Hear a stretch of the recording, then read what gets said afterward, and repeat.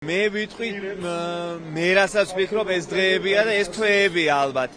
ვუერთდები ამ მოწოდებას, რომ ერთობა მნიშვნელოვანია. უბრალოდ დავამატებდი მე ასეთ რაღაცას, რომ ჯერა რომ ხალხი ისევ გაბრაზებულია, ჯერა რომ ხალხი არ ეგუება უსამართლობას, მაგრამ რაღაცა მომენტი დგება, როცა ცოტა კითხვის ნიშნის ქვეშ ვაყენებ სადამდე გასტანს ეს იმ ხალხში, რომელსაც ვერ ვხედავ ფიზიკურად. ანუ ჩვენ აქ ვიკრიბებით ჩვენც მათ შორის რაღაცა ხალხი ჭიჭინაძის კუთხეში სულ ვართ აქტიურად, მაგრამ ეს რაც დღეს ხდება, აი დღეს რო ხალხმრავლობა, მე ვფიქრობ, რომ ეს უნდა ხდებოდეს, მინიმუმი უნდა იყოს ყოველ დღე.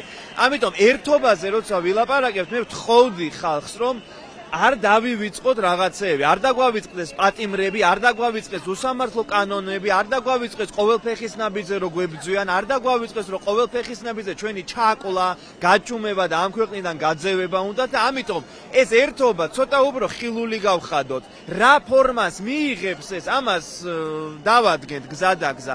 ეხლა მთავარია რომ ერთმანეთს შევახსენოთ, რომ ჩვენ ვარსებობთ, გაბრაზებულები ვართ და ისევ ვართ იმ ხალხის გვერდით, ვის გვერდითაც ვიყავით დეკემბერში, როცა დაიჭირეს, რომ მათ არ იგრძნონ თავი, რომ ისინი მარტო არიან, ან ჩვენ დავიღალეთ ან რაღაც. დაღლაც შეიძლება, დასვენებაც შეიძლება, მაგრამ არ შეიძლება დასვენება სამუდამოდ გაგრძელდეს. დავისვენოთ აქ ერთად, რაღაცნაირად, მოვახერხოთ ეს. ძალიან დიდი მადლობა.